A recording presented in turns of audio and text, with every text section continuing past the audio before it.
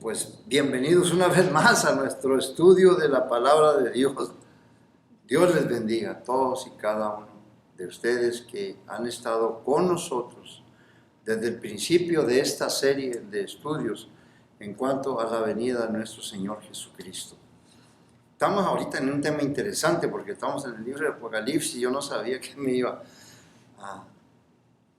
a meter tan profundo. Quería dar un resumen. Si llegaba al libro de Apocalipsis, iba a hacer un resumen, pero no puedo.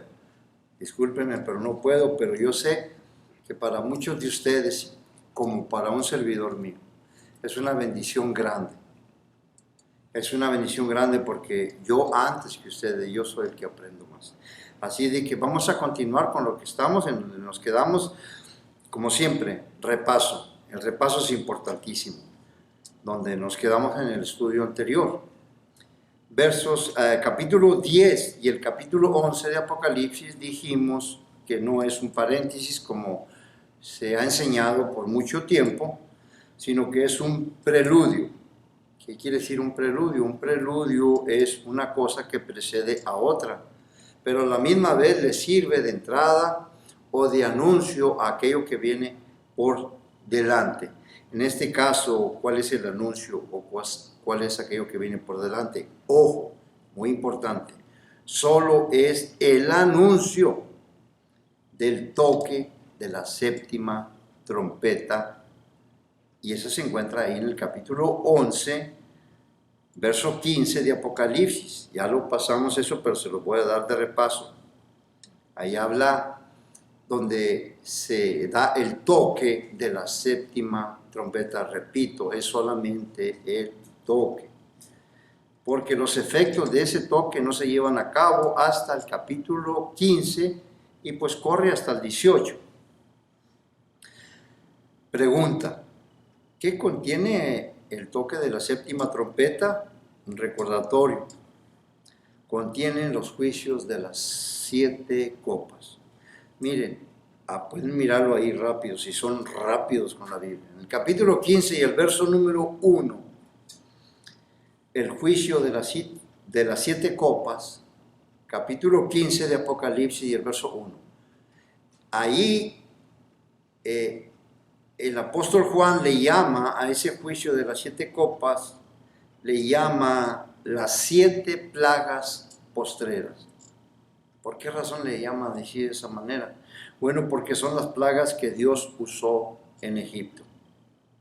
La diferencia es que allá fueron solamente en el país de Egipto, aquí van a ser universales.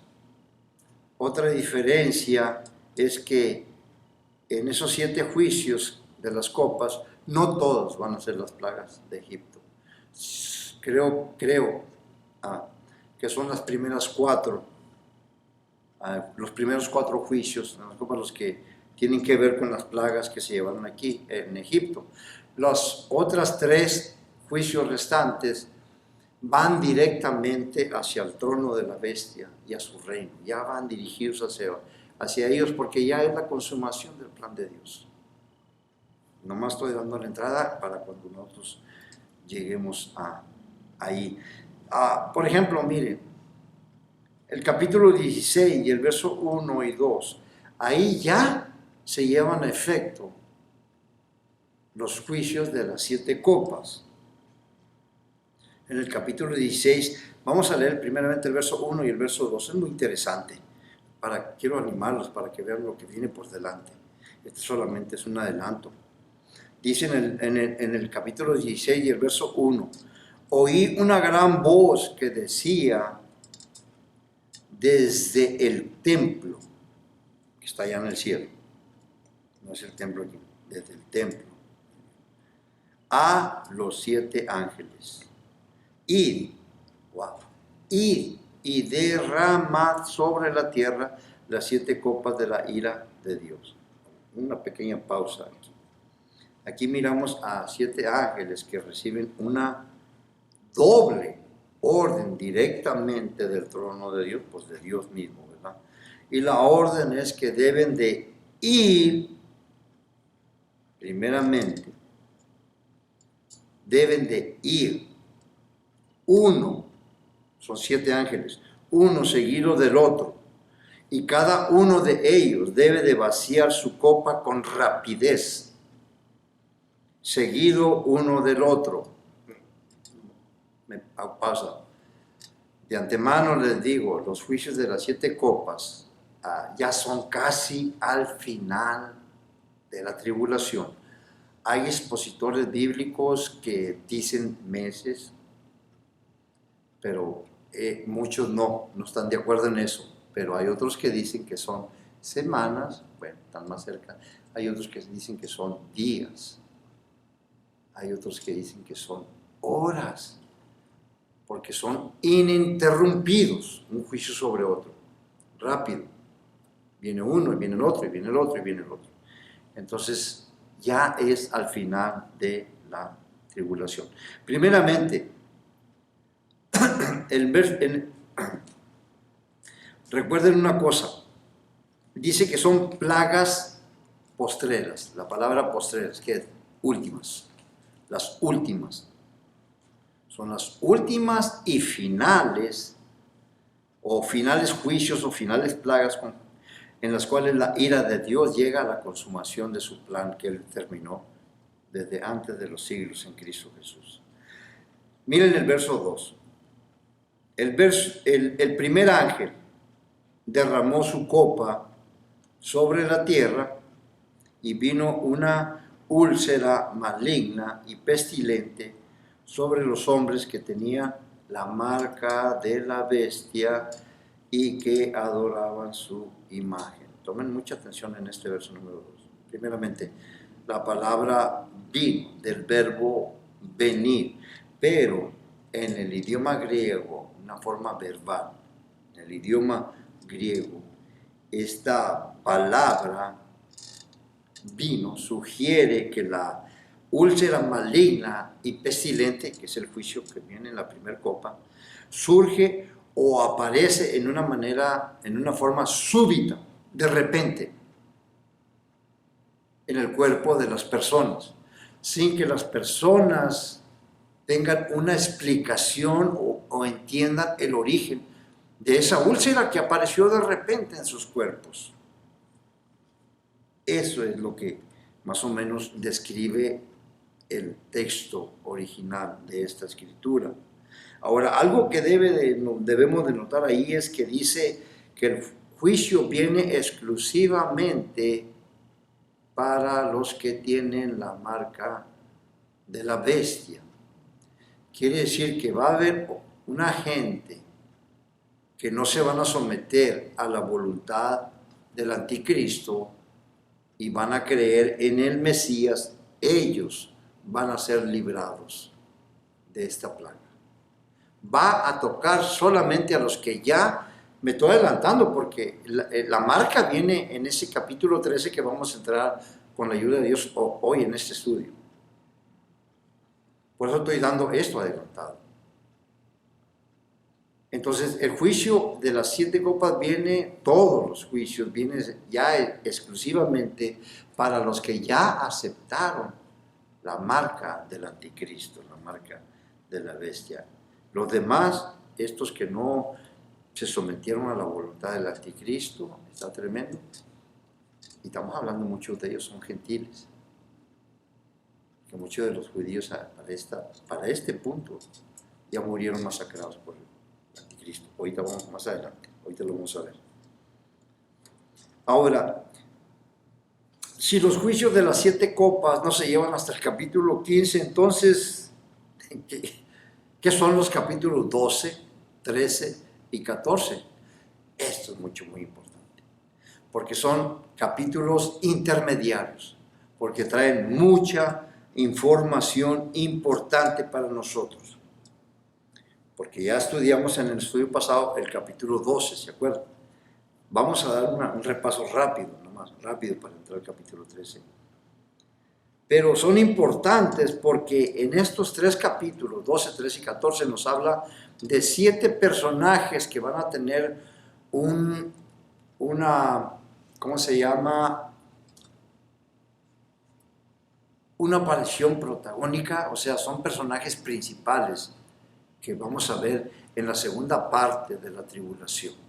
5 de ellos ya los vimos en el capítulo 12 de Apocalipsis, pero los vamos a pasar ahorita de repente. Y los otros 2 los vamos a ver en el capítulo 13 que vamos a estudiar.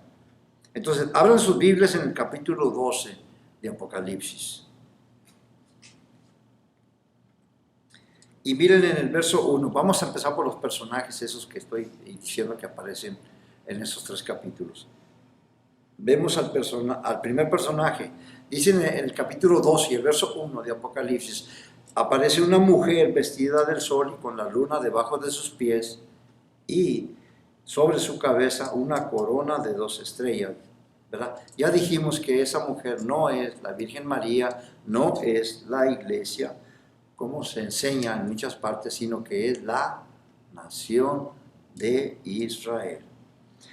Verso 3, estamos en el capítulo 12, recuerden, no nos vamos a mover de ahí, yo les voy a comunicar cuando ya salimos de ahí. Verso 3, aparece el segundo personaje, el primer personaje es la mujer, la nación de Israel. El segundo personaje aparece ahí en el verso 3 del capítulo 2. El dragón escarlata que tiene 7 cabezas y 10 cuernos y en su cabeza 7 diademas. ¿Quién es ese? Satanás. Ya lo estudiamos en el estudio anterior. Verso 5. Aparece el tercer personaje. Y dice la escritura ahí en el verso 5. La mujer dio a luz un hijo varón, el cual regirá con vara de hierro a las naciones. Ahí simplemente, si usted está familiarizado con estas escrituras o con la profecía que hay en cuanto al ministerio del Señor Jesucristo, usted sabe que está hablando del Señor Jesucristo. Pero aquí está hablando en su encarnación. Eso es muy importante, pongan atención. Ya lo dije en el estudio anterior. Pero aquí, en estos primeros 5 versos del capítulo 12 tienen que ver con historia, algo que ya pasó, ya sucedió, ¿verdad? Entonces, en el verso 6, ese sí tiene, solamente ese verso 6, tiene que ver ya con lo que vamos a tratar adelante con la tribulación, ¿verdad? Porque, ¿qué dice el verso 6? No lo tengo aquí a la mano, pero dice algo muy importante que lo vamos casi a ver. Es más, si ustedes se fijan ahí en el verso 14, miren el verso 14, capítulo 2 y el verso 14. Mientras ustedes están viendo esa escritura, voy a leer el verso 6 del capítulo 12 de Apocalipsis. Y para no meternos mucho, va a haber cierta diferencia, pero está hablando de lo mismo. Está hablando ya. Ese verso 6 del capítulo 12 de Apocalipsis habla de cómo la nación de Israel va a ser protegida por Dios. Pero hay ciertas cosas que no las voy a tocar, pero por eso quiero que ustedes tengan ese verso 14. Pero es casi idéntico. Miren. Dice el verso 6, y la mujer, después de dar a luz al hijo varón que regirá con vara de hierro a las naciones, huyó. Aquí ya no tiene que ver con la historia. Aquí ya trata con lo que vamos a ver adelante, en tiempo futuro. Pero esto tiene mucha relación para cuando lleguemos al verso 14 ahorita, en un momento. Miren cómo dice el verso 6. Es idéntico, pero hay unas diferencias tan tremendas que tiene. Eso es lo hermoso del estudio de la palabra. Cuando te detiene, dice, hey, yo ya vi esto, ves acá, pero a ver, ¿qué dice acá? Oh, y ves acá y hey, aquí hay algo diferente. Bueno, miren, voy a leer el verso 6. Y la mujer, Israel, huyó al desierto, donde tiene lugar preparado por Dios, para que allí la sustente se dan cuenta. Ahí está hablando de que alguien va a proveer las necesidades de la nación de Israel, donde Dios la va a llevar a ese lugar como el refugio que él ya tiene, para que ahí la sustenten esto es importante, porque aquí dice de una manera y en el 14 dice otra. Aquí en el verso 6 dice por 1260 días. En el verso 14 va a decir por tiempo, ¿verdad? 2 tiempos y medio tiempo. Equivale a lo mismo, 3 años y medio. Los segundos 3 años y medio de la tribulación. ¿Ok? Bueno, entonces nomás quería llamar su atención en eso, el verso 6. Bueno, esta es la primera parte del capítulo 12.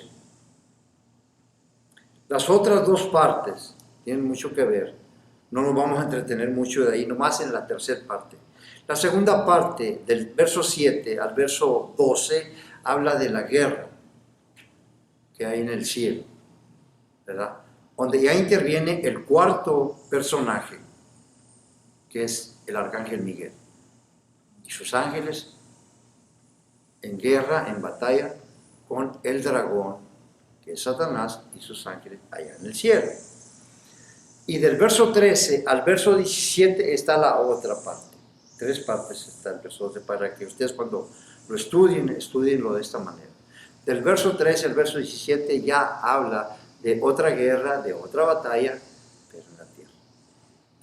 Ahí sí lo vamos a detener un poquito, porque es esa última parte del verso 13 al verso 17 está muy relacionada con el verso 13 y más con el comienzo. Entonces ahorita lo vamos a ver de esa manera. Entonces ya dijimos que el tercer personaje que aparece ahí es el Señor Jesucristo.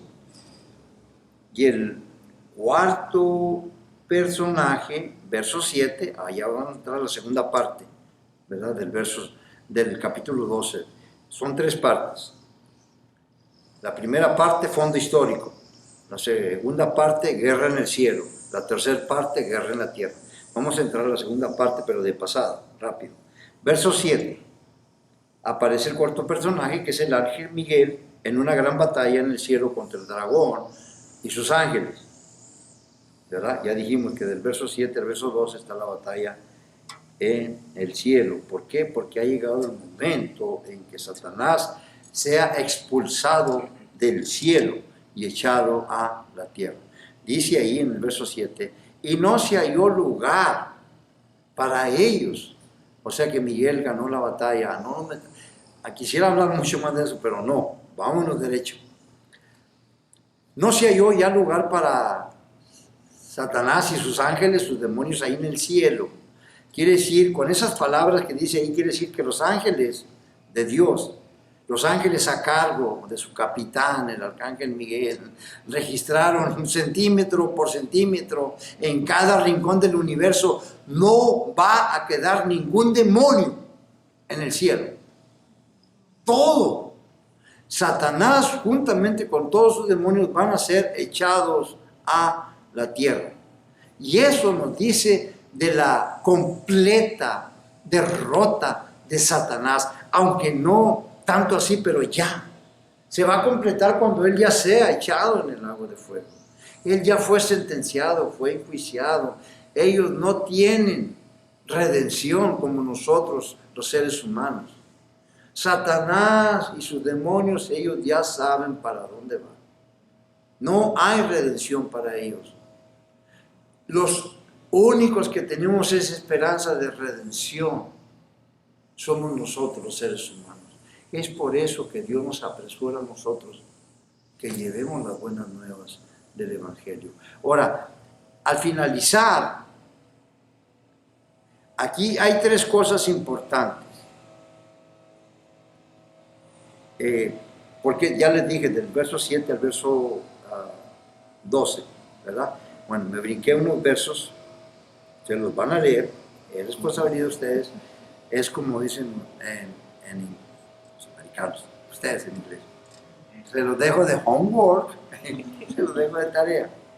Ok, aquí nomás, para empezar, aquí hay tres cosas muy importantes. Cuando Satanás es echado del cielo, él ya no tiene acceso al cielo, ni al trono de Dios. Dos, nunca más va a acusar a los creyentes delante del trono. Ustedes lo van a ver en ese, del 7 al 12, van a ver todo eso que les estoy diciendo. Ya lo vimos en el estudio pasado, ¿verdad? Por eso no me nombro. Y tres, esta derrota de Satanás marca el fin de su reino como el príncipe de la potestad del aire. Ustedes se recuerdan en Job, un recordatorio, ya lo vimos, pero hay que hay algo importante. Job capítulo 1, versos 6 y 7, para que vean cómo esa es una escritura tremenda, importantísima, en donde nosotros, mucha gente no lo entiende. Pero esa escritura de Job, capítulo 1, versos 6 y 7, nos enseña que Satanás tiene acceso. Aquí en esas escrituras que ya vimos en el estudio pasado, del 7 al 12, aquí nos habla de que Satanás es el acusador de nosotros, que día y noche nos acusa delante del trono de Dios. Pero ya no va a acusarnos más, dice, va a ser echado el acusador de nosotros, va a ser echado fuera. Bueno, en el capítulo 1 y el verso 6 y 7 del libro de Job miramos cuando los ángeles vienen delante de Dios para dar cuenta de su ministerio en la tierra y en el cielo. La misma actividad que tiene Satanás la tienen los ángeles de Dios. Eso nos debe a nosotros a estimular. No estamos solos. No estamos solos, hermanos. Hay gente en derredor nuestro que están para nuestra protección. Hebreos capítulo 1 y el verso 14, grábenselo bien, que los ángeles de Dios están como ministradores de nosotros, que hemos sido herederos de esta salvación que Dios nos proveyó por medio del sacrificio del Señor Jesucristo. Grábenselo, Hebreos capítulo 1 y el verso 14.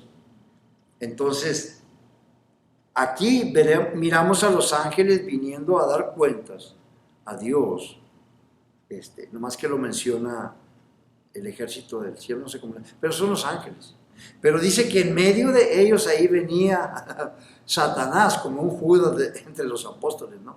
Ahí venía Satanás. Pero el primero que se dirige Dios es con Satanás. ¿De dónde vienes?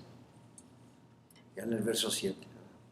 Y le dice Satanás, de rodear, fíjense, es importante, de rodear la tierra. Ese es el apresuramiento. Yo le dije, los ángeles, sean demonios, sean ángeles de Dios, viajan arriba de la velocidad de la luz.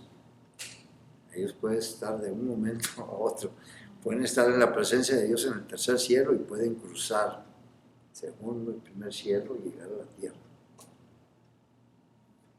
Rápido. Entonces dice Satanás, de rodear la tierra y de andar por ella. Ese es el ministerio. Ese es el ministerio de Satanás.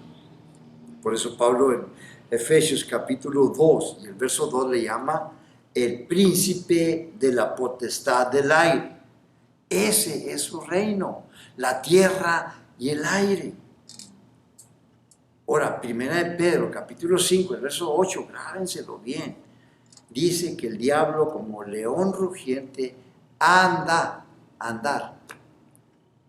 en derredor, buscando a quien devorar. ¿En dónde anda? Aquí en la tierra, buscando en derredor a quien devorar. Verso 12. Ahí va. Por lo cual, aquí está ya al final de la segunda parte, por lo cual, alegraos cielos y los que moran en ellos. Hay una lamentación, hay de los moradores de la tierra y del mar, porque el diablo ha descendido a vosotros con gran ira, sabiendo que tiene poco tiempo. ¿Cuánto tiempo?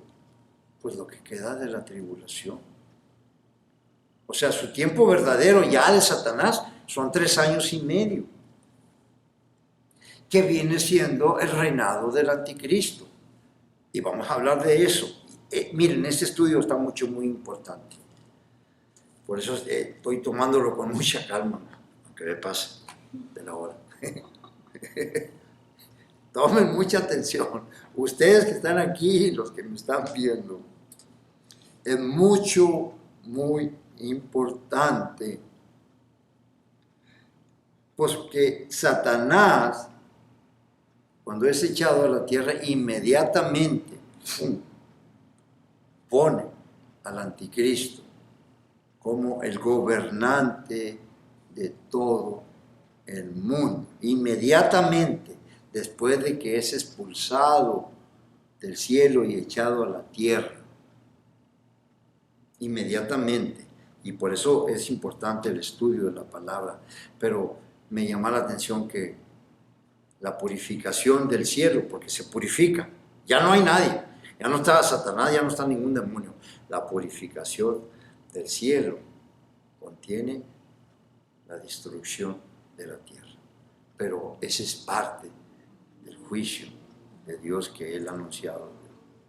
Porque toda la furia de Satanás va a estallar contra la humanidad. Ahora pregunta, ¿cuál es el plan de batalla de Satanás?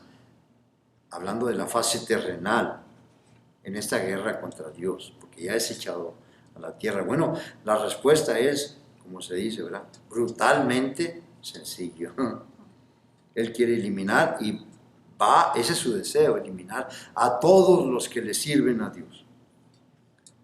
Si Él pudiera, nos mataría a todos nosotros, los cristianos, los que verdaderamente le servimos a Dios y estamos dispuestos a dar nuestra vida por su causa. Él nos mataría así rápido. Si el diablo pudiera librar la tierra de todos los que le sirven a Dios, Él va a alcanzar la meta que siempre se ha propuesto de unificar a todo el mundo bajo su mando. Y como lo mencioné en el estudio anterior, eso es lo que ha querido siempre. Eso es lo que ha querido siempre Satanás. Y Dios le va a dar ese gusto por un momento, por 3 años y medio. Después de que la iglesia sea sacada de aquí, de la tierra. Porque en el arrebatamiento o el arrebatamiento será seguido por la tribulación. Y en la tribulación es donde Satanás obtiene el control más pleno del planeta que jamás haya tenido. Nunca Satanás ha tenido un control tan tremendo como lo va a tener en esos 3 años y medio finales de la tribulación. Dios se lo va a conceder. Porque es parte del juicio. Y no se asusten, miren, Dios no necesita que nadie lo ande defendiendo. No, es que Dios no puede hacer. No, Él quiere que sepamos. Él quiere que sepamos quién es Él. Para ver si así entra un poco de temor en el hombre. No entra nada. Entonces, Satanás anhela hacer permanentemente lo que es temporalmente. Ahora, ¿cuál es el anhelo de Satanás? Pues ser el Dios de un mundo impío y ser adorado por todos los que aborrecen a Dios y que rechazan a su Hijo Jesucristo. Muy importante todo eso. Porque ¿saben dónde radica el problema? En nosotros como seres humanos, incluyo a todos nosotros. Es en el concepto que mucha gente tiene en cuanto a Satanás. Hay muchos conceptos que tienen, pero uno de ellos, el más que desde mucho tiempo atrás, tiene años, así me enseñaron a mí, la Iglesia Católica.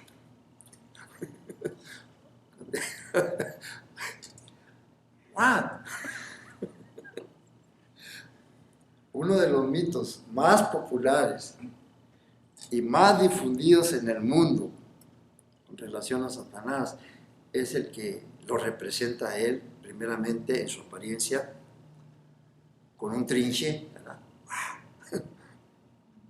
Y con unos cuernos y con una cola puntiaguda. Eso no tiene nada que ver, ¿verdad? Pues ok, así lo pintan. Así lo pintan en la lotería, ¿verdad? Que jugamos allá. ¡El diablo! Eso no tiene nada que ver. No, el problema es que lo ponen a él como a cargo del infierno.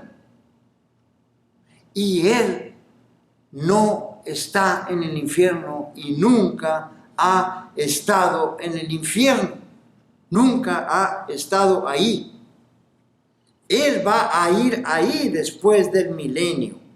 Y cuando él entra al infierno, él va a ser el más ser inferior de los inquilinos que están ahí. Y aparte, va a ser el que más va a padecer el castigo de Dios como ningún otro ser creado por Dios. Él, Satanás, es el que va a sufrir el peor castigo. Satanás, lejos de estar en el infierno, él divide su tiempo entre estar vagando, se lo repito, entre la tierra, como león rugiente buscando a quien devorar, y en el cielo, tratando vanamente, con un tiempo perdido, un tiempo fracasado, tratando de obstruir el plan de Dios en el cielo, el pleito de los ángeles, pero ya no va. Ahorita sí lo está. O sea, tengan en cuenta que esto es futuro. Él todavía tiene acceso a Dios. Él todavía nos acusa a nosotros los creyentes, día y noche delante de Dios. Él todavía tiene pleito con los ángeles tratando de estorbar el plan de Dios. ¿Se acuerdan cuando Daniel, capítulo 10, Daniel esperando respuesta a su oración, y venía el ángel y le estorbó el príncipe de Persia? Es el ángel es el demonio que Satanás tiene destacado en cada nación. Miren, esos ángeles que son echados, y no me quiero meter mucho en esto, pero hasta donde llegue no hay problema. Yo les dije de los demonios, acerca de los demonios. Estos ángeles que van a ser echados del cielo siempre han estado ahí con Satanás. Son los que nos acusan, son los que nos acosan, vienen a la tierra, nos ponen pensamientos de esto, incitan a gente inconversa, a gente a matar, a destruir y todo. Esos los menciona Pablo en Efesios capítulo 6, el verso 12 en adelante. Y es cuando él dice que no tenemos lucha, no tenemos una batalla contra carne ni sangre, sino contra principados. Menciona 4 rangos: principados, potestades, gobernadores de las tinieblas y huestes de maldad que vagan en las regiones celestes, los lugares celestiales, donde andan también los ángeles, ahí andan también ellos, los demonios. Bueno, principados y potestades, no meramente, no hay manera de describirlos, pero son demonios de alto rango. Pero gobernadores de las tinieblas se cree que son los que tiene Satanás destacamentados en cada nación, porque ustedes saben que ninguna nación lleva a cabo lo que es el estándar que Dios ha dado. Ningún presidente es cristiano, hablan y dicen que creen en Dios y que son cristianos. Ok, qué bueno, y hacen cosas buenas, pero la mayoría de las naciones dan la espalda a Dios, quieren saber de Dios, ni quieren mencionar el nombre de Dios, ni quieren menos del Señor Jesucristo. Esos son en donde tiene Satanás destacamentado. Eso es lo que se cree. Que Satanás, cuando habla de gobernadores, líderes, los tiene destacamentados en cada nación. Y luego habla de los huestes de maldad. Esos son los que batallamos nosotros, con los que vienen y nos tientan, y esto y lo otro, y hacer. La cosa es que ellos tratan de desviar al creyente, contaminar la iglesia, En cuanto pecado más le infundan a hacer al cristiano y todo eso más contaminado, esas son las huestes de maldad. Esos son los que van a ser echados del reino de la tierra. Los otros demonios, acuérdense, ya los hablamos, en el juicio de la quinta trompeta y la sexta trompeta. La quinta trompeta son los que salen del abismo. Se le da a un ángel, se le da la llave para que abra el abismo y salen demonios a atormentar a los hombres.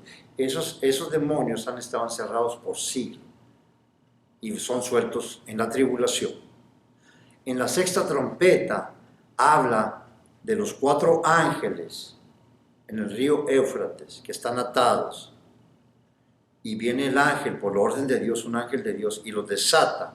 Esos son demonios para liderar a un ejército de 200 millones. De 200 millones. Ahí es donde se confunde mucha gente, porque dice, ¿qué ejército puede haber de 200? Pero no está hablando de seres humanos, está hablando de demonios. Y la clave está, si ustedes van conmigo ahí en el capítulo 9, la clave está que esos 200 millones, los jinetes que lideraban esos caballos, porque miren, dice en el verso 17, capítulo 9 y el verso 17, estoy hablando, este es el juicio de la sexta trompeta, de los 4 ángeles, son capitanes, liderean 200 millones de demonios. O sea, si son 4 ángeles que están atados, cada uno, ¿cuántos tienen? 50 millones de demonios, cada uno. Y miren el verso 17, así vi en visión los caballos y a sus jinetes. Miren, aquí los va a describir, los cuales tenían corazas de fuego, de zafiro y de azufre. Y las cabezas de los caballos eran como cabezas de leones, y de su boca salían fuego, humo y azufre. ¿Son seres humanos estos? ¿Verdad que no? Esos 200 millones que habla ahí en el sexto juicio, no, son demonios que también, y dice ahí, y no sé si es en la parte de atrás donde dice que ya estaban preparados para el día, el mes. El sexto ángel, verso 13, el sexto ángel tocó la trompeta y oí una voz entre los 4 cuernos del altar de oro que estaban delante de Dios, diciendo, el sexto ángel que tenía la trompeta dice, desata a los 4 ángeles que están atados junto al gran río Éufrates. Verso 15, y fueron desatados los 4 ángeles que estaban preparados. Ahí está, ya estaban preparados esos demonios, igual que lo de la trompeta quinta. Ya estaban destinados estaban encerrados por siglos en prisiones de oscuridad y fueron sueltos. Están tratados porque estaban preparados para este día de la tribulación, ese tiempo. Estos también. Dice el verso 15, y fueron desatados los 4 ángeles que estaban preparados para la hora, día, mes y año, a fin de matar a la tercera parte de los hombres de la humanidad. Entonces, no son. Y cuando lleguemos a las copas, vamos a ver que por qué se confunden mucho con esto. No me voy a meter ahí para poderle avanzar y abarcarle. Bueno, tanto los demonios de la quinta trompeta como los demonios de la sexta trompeta, esos 200 millones, todos esos demonios, hay la probabilidad que después de cumplir la misión de Dios, como juicio de Dios, Dios los haya regresado otra vez a las prisiones de oscuridad, en donde ya estaba otro grupo, ya está, y siempre ha estado y nunca va a salir ese. Judas capítulo 1 y el verso 6 y 7, donde dice que están, y los ángeles dice que no guardaron su dignidad, sino que abandonaron su propia morada. ¿Cuál es la morada? El cielo. Dios hizo el cielo para los ángeles. Ellos allí debían andar, tanto los ángeles de Dios como los demonios. Y Dios hizo la tierra para el hombre, porque somos de la tierra. Pero miren en Judas, sí está, estoy correcto en el verso, ese es el verso 6. Judas dice, a los ángeles que no guardaron su propia que no guardaron su dignidad, sino que abandonaron su propia morada, que dice que los ha guardado bajo oscuridad, en prisiones eternas. Esos nunca van a salir, desde que fueron encerrados por Dios. Nunca van a salir hasta el día del juicio final. El gran día es el juicio final.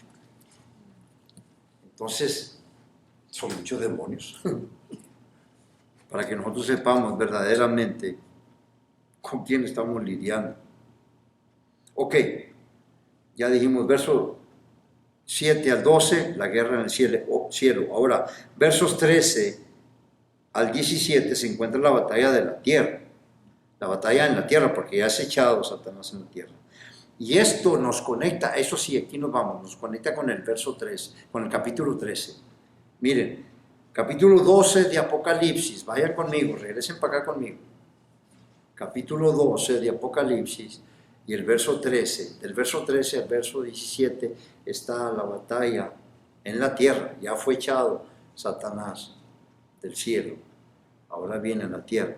Verso 13, y cuando vio el dragón que había sido arrojado a la tierra, persiguió a la mujer, Israel, que había dado a luz a un hijo varón, al Señor Jesucristo. Verso 14, y se le dieron a la mujer las 2 alas de la gran águila para que volase delante de la serpiente al desierto, a su lugar. Se fijan que ya como la... Ahora miren la otra palabra. Donde es. Donde ya no dice como allá en el verso 6, ¿verdad? Donde va a ser sustentada. No, donde es. Él viene a su lugar, vuelve a su lugar. O sea, Dios la va a llevar a su lugar que Él ya tiene preparado. Donde es sustentada por un tiempo sí, la mitad del tiempo. Entonces, miren, aquí está esto muy importante, porque la huida de los judíos al desierto no debe de tomar por sorpresa a todos los que estudiamos la palabra de Dios y conocemos el discurso del Señor Jesucristo en el Sermón del Monte de los Olivos, capítulo 24 y el verso 15. ¿Qué dice en el verso 15? Por tanto, cuando vean en el lugar santo la abominación de la desoladora, ese es el anticristo, de la que habló el profeta Daniel, cuando el anticristo se quita la máscara a mitad de las semanas, rompe el pacto con Israel, se quita la máscara y va y se mete al templo y se hace pasar como Dios, se sienta en el trono de Dios, queriendo ser Dios y todo. Entonces se quita la máscara. Entonces aquí lo que nos enseña es que la profanación del templo por parte del anticristo es lo que hace huir al pueblo judío al desierto. Y esto está conectado con esto que estamos leyendo en el verso 14, ¿verdad? Esto fue lo que Jesús advirtió cuando Él estaba dando el sermón en el Monte de los Olivos, que iba a suceder en los postreros días con la nación de Israel. Dice en el verso 16, entonces los que están en Judea huyan a los montes. Los que están en la azotea no desciendan a tomar alguna cosa de la casa, huyan. Los que están en los montes no regresen. Ay de las mujeres encintas y de las que están creando en aquellos días, porque va a ser difícil la huida de ellas. Muchas de ellas van a morir. También y orad para que esto no venga en invierno, aunque no es un invierno como el que nosotros pasamos, pero como quiera sí se dificulta. Y para que no sean días de reposo, porque los judíos son celosos de sus tradiciones y prefieren la muerte a romper pues una tradición, porque el día de reposo Dios lo puso, pero cuando miramos al Señor Jesucristo que les reclama que ustedes hicieron esto del día de reposo, se fueron más allá. Yo soy el Señor del reposo, yo soy mayor que el reposo, yo puedo sanar gente en día de reposo. Ustedes me están acusando a mí. Pero si se les pierde un asno, o una oveja allá, van por ella, aunque sea día de reposo. Les reclamó el Señor Jesucristo. Entonces, cuando Él dice aquí, hay de los que O sea, que no sea en día de reposo esta huida, porque muchos van a morir. Y van a morir, eso es lo que está diciendo ahí primeramente. Ahora, vamos acá donde estábamos nosotros, en Apocalipsis, capítulo 12 y el verso 14. No se revela el lugar exacto en que Dios va a esconder al pueblo de Israel. Pero la palabra clave ahí es, tómenla en cuenta, subrayenla, desierto. Porque ahorita, en este tiempo, actualmente, el único desierto que hay en la nación, ahí en la tierra de Israel, es el sureste, el que está entre el Mar Muerto y el Golfo de Acaba, donde ya sigue en la península de Arabia. Ahí, en esa parte de ahí se encuentran tres naciones bíblicas, que es Edom, Moab y Amón. Pero más específicamente en Edom, es donde está ubicada ese lugar. Hay un lugar ahí que se... Bueno, todas esas tres naciones que están ahí, Edom, Moab y Amón, es lo que ahorita conocemos nosotros como Jordania. Esa es. Estoy hablando de este lado, del este, del río Jordán. De aquel lado está Israel. Estoy hablando de este lado. Pero en la parte de acá, de Edom, no en la parte de acá de arriba. En Edom, donde está casi ya la península de Arabia. Allí hay un lugar que se llama, una ciudad que se llama Petra. Una ciudad esculpida en piedra. Y el único acceso a esa ciudad es solo a través de un estrecho, de un desfiladero, de unos 15 o 20 metros, por decir, de aquí a la puerta. Ese es el único paso para entrar a esa ciudad. Entonces no es muy fácil. Si fue difícil para que las naciones invadieran esa ciudad en el tiempo antiguo, todavía sigue siendo lo mismo. Ese desfiladero para entrar a esa ciudad, ahí está. Entonces, y la profundidad del desfiladero que hay para abajo es profunda. ¿Se acuerdan? Yo no sé si lo dije en el estudio pasado, le dije yo el estrecho de las Termópilas, la nación de Esparta. La nación de Esparta era la puerta para entrar a Grecia. Cuando Persia venía a invadir a Grecia, tenía que pasar por Esparta, por la nación de Esparta. Pero para entrar ahí, esa nación de Esparta, y llegar a Grecia, estaba un estrecho que se llama las Termópilas. Bueno, pues, ¿para qué le digo? Miren la película 300. No estoy aquí para anunciar, pero miren la película 300. Ahí está. Ese es como ustedes le llaman, true story. Es una historia verdadera. El capitán de ese ejército de 300 era Leonidas. Y son 300 porque ellos son espartanos. Los ayudaban Grecia, los griegos. Ellos son parte de Grecia, pero son una parte mucho. Ellos tienen muy estrictos. Su cultura es muy estricta. Son soldados tremendos. Soldados tremendos. Entonces, ellos tienen ese desfiladero que es parecido al que está ahí en Petra. Ahí van a ser escondidos a la nación de Israel. Ahora, quiero que lleven en mente esto. Allí, en ese lugar, va a ser llevada la nación de Israel. Esa nación que vaya a ser llevada, ese es el remanente. Ese va a ser preservado allí, en ese lugar. Va a estar protegido, ahí como dice la Escritura, por 3 años y medio, que es la segunda mitad de la gran tribulación. Ahora, los demás judíos que rechazaron al Mesías, pues ellos van a morir masacrados por el anticristo.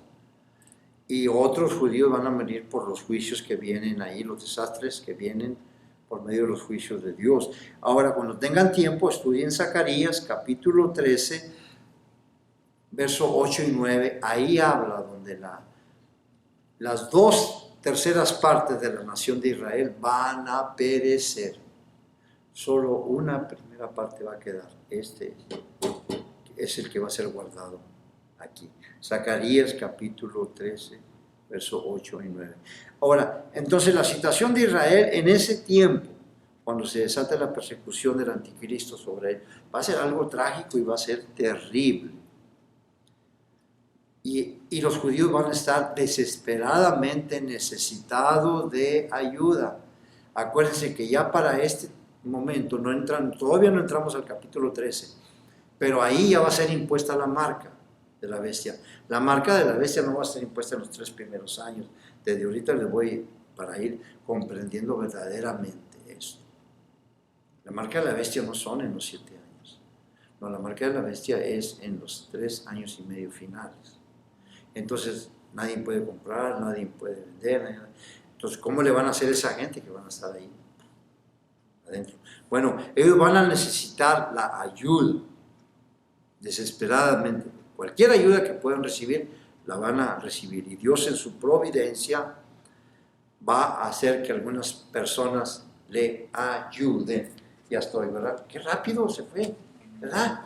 Rápido. Bueno, aquí ya vamos a terminar el capítulo 12 y voy a dar la entrada del capítulo 13. Pero miren en Mateo capítulo 25, aquí están las personas que van a ayudar a esta nación de Israel. Son gentiles, desde ahorita les digo. Mateo capítulo 25, si no me equivoco es el verso, Mateo capítulo 25, ya estoy, ya me había pasado, 31, miren, este es el juicio que el Señor Jesucristo va a llevar a cabo después de la tribulación, con los que sobreviven en la tribulación. Son puros gentiles estos. Aquí no hay judíos. El Señor Jesucristo, Dios le ha dado la autoridad, miren ahí en Juan capítulo 5, no ahorita, más adelante, miren ahí en capítulo 5 del Evangelio según San Juan, en donde el mismo Señor Jesucristo dice que el Padre le ha dejado el juicio a Él para todo. Todo juicio lo ha dado al Hijo para que lleve. Entonces el Señor Jesucristo, el Señor Jesucristo, el Señor Jesucristo, ¿qué? No, nada más estoy jugando. El Señor Jesucristo va a llevar a cabo 3 juicios. El primero, el tribunal de Cristo, donde va a ir la iglesia, vamos a ir nosotros como creyentes. Es juicio, pero no es juicio sobre la persona, es juicio sobre las obras. Van a ser juzgadas nuestras obras y más que todo va a ser juzgado y examinado el motivo, la razón que nos llevaron a hacer esas obras. Y esas son las que, ¿verdad?, se va a ver una separación. Pero no es juicio sobre nosotros, el juicio de nosotros ya se llevó a cabo en la cruz. Todos los que hemos recibido al Señor, como a Jesús como nuestro Señor y Salvador, ya no hay juicio sobre nosotros. Romanos capítulo 8, el verso número 1. Ahora pues ninguna condenación hay para los que están en Cristo Jesús. Ese es el primer juicio del Señor Jesucristo. Él, personalmente, vamos a estar delante de Él, nosotros, la iglesia. El segundo juicio es este, que lo va a llevar a cabo con los que sobrevivieron de la tribulación, pero son gentiles. Aquí no es juicio para ningún judío. Los judíos van a ser el motivo y la razón por la cual el Señor Jesucristo va a juzgar a los sobrevivientes que sobrevivan a la tribulación. ¿Para qué? Para los que van a entrar al milenio, al reino que Él va a establecer aquí en la tierra por 1000 años. El tercer juicio que lleva a cabo el Señor Jesucristo, pues es el juicio final, el del trono blanco. Es Él. Hechos capítulo 17, verso 30 y 31, ahí te lo dice, Dios mismo, que Él va a juzgar al mundo por medio de Jesucristo, a quien Él dio testimonio de haberlo levantado de entre los muertos. Apunten esa escritura, Hechos capítulo 17, verso 30 y 31. Ahí está, Él va a ser el juez en el trono blanco, va a juzgar a la humanidad completa, todos aquellos que rechazaron a Dios y nunca, desde Caín, todo eso van a ir al juicio del trono blanco. Bueno, pero miren aquí están los que ayudaron a Israel. Les llevaron comida de alguna manera o algo, a costa de sus propias vidas. Lo voy a leer tantito del verso, dijimos que el verso 31, ¿verdad? Ok. Cuando el Hijo del Hombre venga en su gloria y todos los santos ángeles con él, entonces él se va a sentar en su trono de gloria y serán reunidas delante de él todas las naciones y apartará los unos de los otros, como aparta el pastor las ovejas de los cabritos. Verso 33, pondrá las ovejas a su derecha y los cabritos a su izquierda. Entonces el rey dirá a los de su derecha, venid, benditos de mi Padre, para que hereden el reino preparado para ustedes desde la fundación del mundo. Verso 35, ahí va a dar la razón. Son gentiles, recuerden, no son judíos. Porque tuve hambre y ustedes me dieron de comer, tuve sed y me dieron de beber. Fui forastero y me recogieron. Estuve desnudo y me cubrieron, enfermo y me visitaron, en la cárcel y vinieron a mí. Entonces los justos le responderán diciendo, Señor, pues ¿cuándo te vimos hambriento y te sustentamos? O sediento y te dimos de beber. ¿Y cuándo te vimos forastero y te recogimos? O desnudo y te cubrimos. O cuándo te vimos enfermo o en la cárcel y vinimos a ti. Verso 40. Y respondiendo el rey les dirá, de cierto les digo que en cuanto lo hiciste a uno de estos mis hermanos, judíos, remanente, que fue protegido en ese lugar, que necesitaba de comida, necesitaba de esto, por 3 años y medio, ellos de una manera o de otra les llevaron el sustento. Entonces, dice el rey, en el verso 40, y respondiendo el rey le dijo, de cierto digo que en cuanto lo hiciste a uno de estos, mis hermanos, ya está la clave. Él es judío. El Señor Jesucristo es judío. Y Él va a ser por sus hermanos, los judíos. Aunque ahorita estén muchos de ellos ya distanciados, que no quieren saber nada, es el pueblo de Dios. Y son hermanos del Señor Jesucristo. Él es judío. Por cuanto lo hiciste a uno de estos, mis hermanos más pequeños, a mí me lo hiciste. Y pues si le leen la otra parte, pues ya saben los que no ayudaron a Israel, hicieron caso omiso, al contrario, formaron parte del complot del anticristo para, de una manera o de otra, pero ya saben lo que van a recibir. Ok, aquí nos vamos ya de bajadita va a terminar.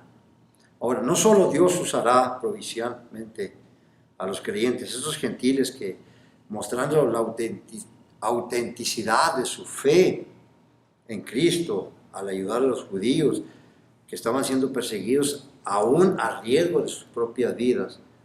Entonces, Dios mismo va a poner su parte también, va a ayudar al pueblo judío. Él va a intervenir directamente en su favor. Miren lo que dice la Escritura ahí. Y se le dieron a la mujer, a la nación de Israel, las 2 alas de la gran águila, para que volase de delante de la serpiente. Es un lenguaje figurado que simbólicamente describe la huida de Israel del ataque de Satanás. Pero lo importante es que las alas en toda la Biblia simbolizan fortaleza y velocidad, ¿verdad? Pero más que todo significan protección. Muchos de los salmos están llenos de esa frase de las alas, donde describen la protección de Dios.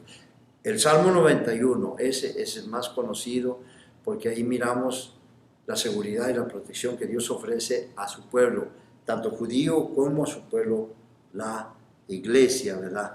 Pero más que todo, miren, esta impresionante metáfora que está usando Apocalipsis capítulo 14, donde les va a dar las alas de las águilas para volar y todo, está en Éxodo capítulo 19 y el verso 4. De ahí yo creo que es tomada esto de Juan. Yo creo que Juan está tomando, por el Espíritu Santo, claro, ¿verdad? Está tomando esta ilustración, donde dice Dios que les va a dar alas para que vuelen como las águilas para allá, para ese lugar. Miren lo que dice Éxodo capítulo 19, verso 4. Ustedes vieron lo que hice a los egipcios y cómo los tomé sobre ala de águila y los traje a mí. De ahí está sacado eso. O sea que Dios llevará a Israel a un lugar seguro de la misma manera que sacó a la nación de Israel de la esclavitud de Egipto. Ok, vamos a terminar. Verso 15. Y la serpiente arrojó de su boca tras la mujer. Apocalipsis capítulo 12, verso 15. La serpiente arrojó de su boca tras la mujer agua como un río, para que fuese arrastrada por el río. Pero la tierra ayudó a la mujer, pues la tierra abrió su boca y tragó el río que el dragón o Satanás había echado de su boca. Esto puede ser causa de alguno de los frecuentes terremotos, cantidad de terremotos que va a haber durante el juicio de la tribulación. Ahora, verso 17. Entonces el dragón se llenó de ira contra la mujer y se fue a hacer guerra. Esto es importante, aquí voy a terminar. Entonces el dragón se llenó de ira contra la mujer y se fue a hacer guerra contra el resto de la descendencia de ella. Ahora, la descendencia del remanente que está siendo escondido ahí en ese lugar son los 144,000 judíos que van a predicar en todo el mundo. Acuérdense bien, estos, el remanente que se escondió en el desierto y los 144,000 judíos que son sellados, son marcados por Dios, y los gentiles que aceptaron al Mesías, mostraron la autenticidad de su fe, creyendo a pesar de los juicios y la situación en la que estaban, y lo más estos que ayudaron a Israel y todo eso. Esos tres grupos, el remanente que está siendo escondido, por eso ese remanente es todo Israel. Cuando Pablo habla que en Romanos capítulo 11 y el verso 25, el verso 11 y el verso 25, capítulo 11, verso 25, donde dice que no quiero que ignoréis acerca de esto que ha sucedido a Israel, porque se ha endurecido en parte su corazón. Está, como dicen en inglés, stand-by, está ahí. Pero no por eso quiero que haya arrogancia en ustedes, dice Pablo a la iglesia. Porque cuando haya entrado la plenitud de los gentiles, ya sea en el rapto, ya sea los que van a entrar al milenio, cuando haya entrado la plenitud de los gentiles, entonces, verso 26, Romanos capítulo 11, y lo digo así para que entiendan muchos, porque muchos se confunden con esa escritura que está ahí. Dice en el verso 26, capítulo 11, Romanos, cuando haya entrado la plenitud de los gentiles, todo Israel será salvo. Ese todo Israel es el remanente. Ese es Israel. Ese es el que va a ser salvo. Sino, ¿qué vas a hacer con las demás escrituras? ¿Qué vas a hacer con esa escritura de Zacarías, donde dice que las 2/3 partes de la nación de Israel va a perecer?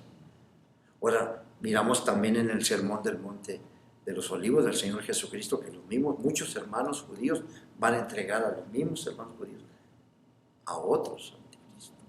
Van a rechazar al Mesías. Entonces, ¿qué vamos a hacer? Entonces, ese todo Israel que menciona Pablo ahí es el remanente.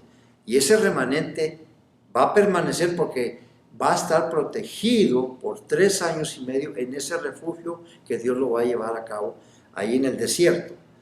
Los 144,000 que fueron sellados, van a ver la escritura cuando vienen los juicios o los demonios, no me toques a los que están sellados, que traen el sello de Dios. Ninguno de los 144,000, con esto voy a terminar, va a morir.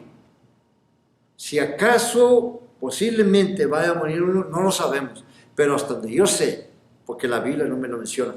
Y vamos a llegar al capítulo 14, ahí es donde mucha gente se confunde, donde dicen que los 144,000 van a morir. No, Vamos para allá, para adelante.